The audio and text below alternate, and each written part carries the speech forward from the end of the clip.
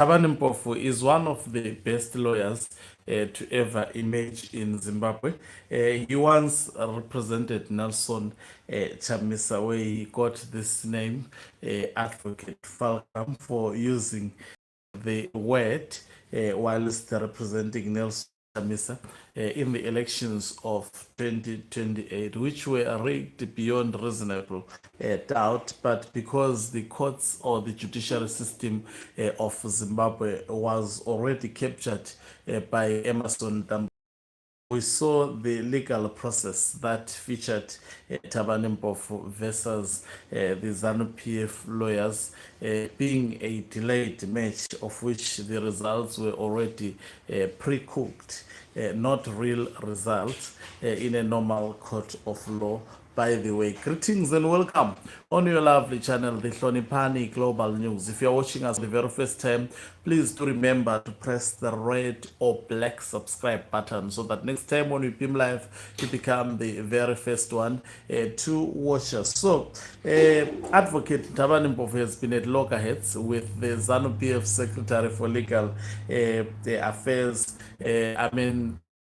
Trying by all means the ZANU PF Secretary for Legal Affairs to spin propaganda, but Thabani Mpofu has not actually let them to walk free. He has decided to write explaining how ZANU PF resolution number 1 was invalid.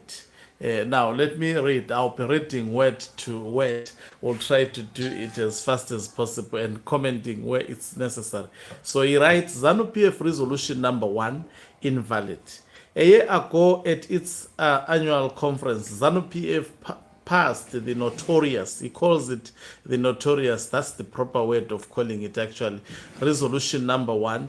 The resolution, a vulgar piece of unmitigated buffoonery, attempts to extend its tenure beyond the term fixed by Congress in 2022 and effectively calls for subverting the national constitution to achieve that end. The measure is both egregious and unlawful, chiefly because it conflicts with ZANU PF's own constitutive instruments.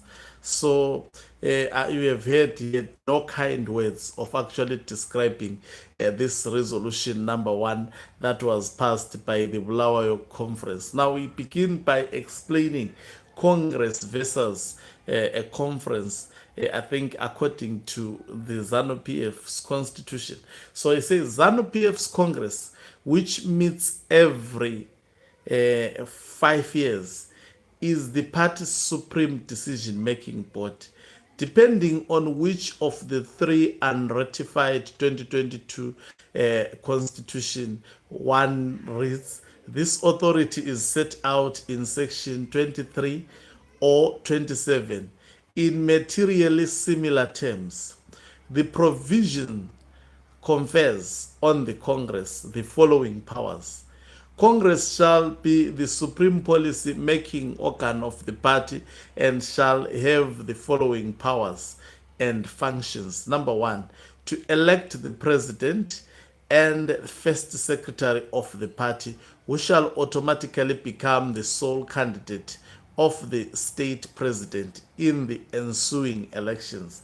In accordance with the provision, Congress in 2022 elected it as ZANU PF's candidate for the 2023 elections. This election was for a 5-year period. By design, Congress is the body that meets to select the party's candidate for any general elections, and its incumbency draws its lifeblood from the 2022 Congress resolution. No ZANU PF member can seek or maintain state or party power as the president post-2028 without the authority of Congress. 2 points emerge and must detain me. So he is explaining. Number 1, the party constitution is tailored so that Congress precedes a general election for the purpose of selecting a presidential candidate. And As a contractual and constitutional instrument, the party constitution cannot validly contain provisions that conflicts with the national constitution, and any such conflicting provision is void. Thus, there is no valid basis within ZANU PF's constitution for declaring a candidate beyond the 2028 elections, more so if this is coming from an organ inferior to Congress. Any attempt to do so would violate the party's own constitution and would subordinate Congress to the Maiweli twerking transactional politics that we now see on display. I'm just laughing at how actually Thabani Mpofu presented this way. Anyway, let me take it again.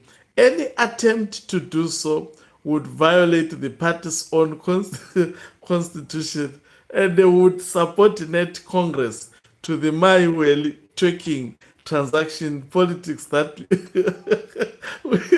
we now see on display. I'm sure I can't help it but laugh. You know my Williams, that woman who usually twerks for, who was given a vehicle by Wicknell Chivayo for twerking, especially during the ZANU PF activities. I think there is a song that is actually says my Willie. She twerks a lot. Those who follow ZANU PF activities, I think it can't be an activity without my will in the world of ZANU PF. Advocate Thabani Mpofu is saying any attempt to actually foster, the extension of term limit beyond 2028 would violate the constitution of ZANU and would subordinate Congress to the Maiweli twerking transaction politics that we now see on display. Let me continue reading because I'm reading the words of Thabani Mpofu. The National Conference meets annually and its powers include receiving Central Committee reports, reviewing implementation of CCC progs, making resolution for implementation by the CC, I think it's trying to say Central Committee, and declaring the president, the president elected at Congress as the party's state presidential candidate, outside a determination made by Congress, and that only for a period of 5 years, the National Conference cannot transact any business bearing on the question of a national leader, as it purport of Resolution 1. Now, crucially, the National Conference does not have the power to elect the party's presidential candidate.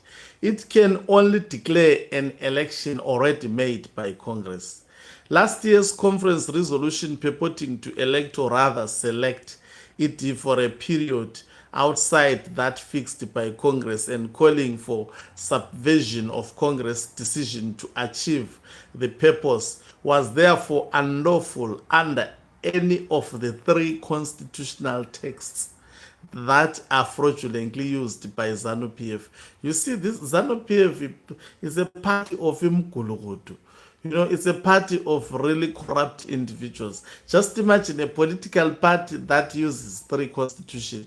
There is no valid constitution amongst all those. They use whichever fulfill or quenches the interest of the president at that time. This position is not a legitimate matter for internal debate at this year's conference. In fact, concerned ZANU PF members can stop their party either by judicial decree or through legitimate political maneuvering from becoming engaged with this issue. Put in every simple terms, the question of possible extension of its position cannot be debated by the National Conference. It is an act ultra vires. ZANU PF must abide by its own rules and by the national constitution. It cannot lawfully transact business in breach of those instruments or call for their subversion. This festival of absurdities and illegality must be stopped.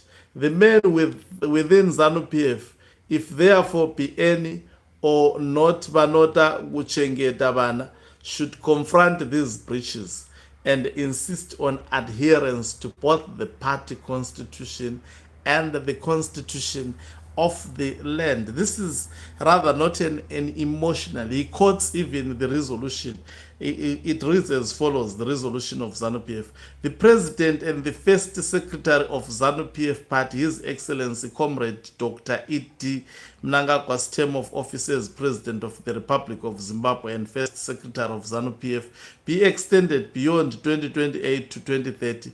The party and government should therefore set in motion the necessary amendments the national constitution so as to give effect to this resolution. So this which advocate Thabani Mpofu has actually called a narrative, this is what is being pursued by the party claiming to be leading the state at the moment. We know that they are actually in charge of the country through fraudulent means. They have never gotten a mandate from the people. So how do you expect a political party which neglects, which undermines its own constitution, really to cater for the well-being of the people of Zimbabwe? So advocate Thabani Mpofu, not mincing his words in terms of explaining, first he is the one to raise that ZANU PF operates with 3 constitutions, and Mnangagwa deliberately did so so that when you hold them to account based on the latest constitution, they will say, no, we are not using this. They will fetch the 2014 one. When you hold them to account with the 2014 one, they will fetch another one, of which all the constitutions, he is saying they are clear that there is no conference of ZANU PF that is empowered to actually extend the presidential term limit, underscoring the point that the only gathering of ZANU PF which has powers to actually elect a president, not to extend his term limit, is the Congress. And the Congress gives a president 5 years, and the conference has no power to actually appoint a president. To that effect. That is the explanation that has been given by advocate Thabani Mpofu. So he also underscored the point that 2030 mantra is an illegal actually resolution, and saying if concerned ZANU PF members can actually take the legal route in a court of law that understands the constitution, that operates guided by the constitution of the land, that resolution stands to fall aside. So he's just arming the other faction that in order for you not to have stress, you can actually make an urgent interdict to stop any singing or anyone who will actually be twerking the my wellies of the day about 2030.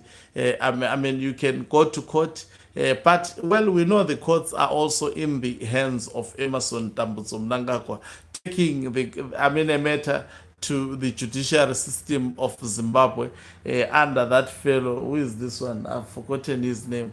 It's actually a waste. It's called Malaba.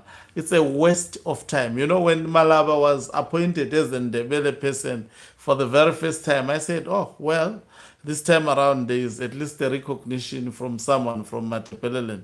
We even wrote articles, some of us, saying, why shouldn't he be appointed? But if we knew that this guy would be a nonsense as he has been, I think For me, I for one, I withdraw ever actually protesting that why shouldn't he be the first Chief Justice from Matebeleland since the independence, since the so-called independence of Zimbabwe. Thank you very much for watching us. If you're watching us for the very first time, please do remember to press the red or black subscribe button so that next time when we beam live, you become the very first one to watch us. You can financially support this channel by pressing the join button and be part of our members who are the heartbeat of this channel. You can equally do so by pressing the and send us stars. Do remember also to support my album, which is available on all digital stores. You search for Hloniphani Ncube, and the title of the album is Uthando Lwakhe. It is also available here, and there is a promotion video. Thank you very much. Please do share it with your loved ones and enjoy.